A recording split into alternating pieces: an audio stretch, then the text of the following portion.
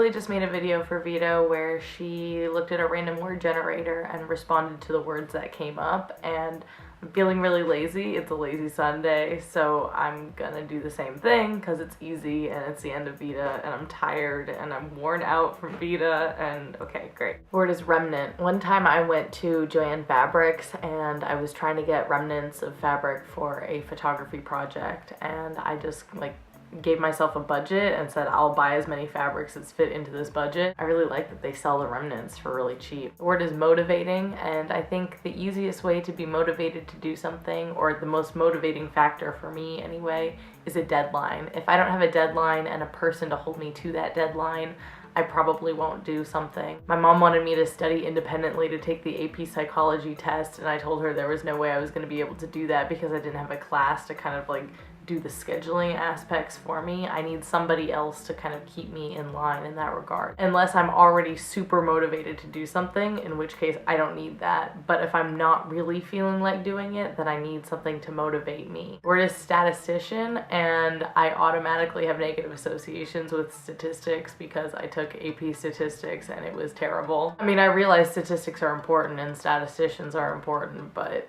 it's not for me. It's math, and that's not for me. The word is neutrino, and I don't know what that means, so I'm gonna skip it. The word is definitiveness, and I think that's something that I have. I'm fairly stubborn, but it's interesting because I'm really stubborn, but I change my mind a lot. So if I make a decision, I hold to that decision until I change it, and then I hold to that decision. The word is Tories, and I don't know what that means either. The word is technicians, and the first thing I thought of was nail technicians, like people who do your nails at nail salons, and I don't know why I thought of that. The word is metabolisms. I don't actually really know how metabolism works. I understand what it is, but I don't really understand why people have different ones, other than, I mean, it's just something we're kind of born with. I think I probably have a fairly fast metabolism, considering that for the majority of my life I've just kind of eaten whatever I wanted in whatever quantities I wanted, and I'm fine. The word is canopied, and the first thing I thought of was my sister's bed when she was I don't know, 8 or something. I guess she must have been 7. In my family, we were allowed to redecorate our rooms when we were 7 and when we were in 7th grade, because those are kind of big turning points. The things you like when you're 7 are definitely going to be different than the things you like when you're in 7th grade, but up until you're 7, you don't really care what your room looks like. And by the time you're in 7th grade, you can kind of make decisions that are sophisticated enough to last you until you go to college. When my sister remodeled her room when she was 7, she got a canopy bed, and I was always super jealous, but then she never used her canopy. So I think people like the idea of canopies more than they actually like using their canopy, because I mean, really, it's kind of an inconvenience to have it be over your bed and have to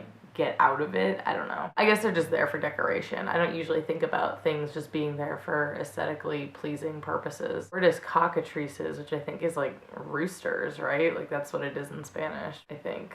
I could be wrong about that. If you speak Spanish, tell me if I'm wrong about that, because I'm pretty sure I'm right about that, but I could be wrong. The word is speculative, and I use this word actually probably more often than most people use it, mostly because I just make predictions and psychoanalyze people without any actual factual background. The last word is sentient, and when I think of sentient, I think of inanimate objects talking. I think Francisco just made a video where he said the word sentient because I just have this image of him in my mind when that word came up, which sounds really creepy, but I mean, this is what I associate with it most recently. I'll see you tomorrow when I'm hopefully less lazy than today.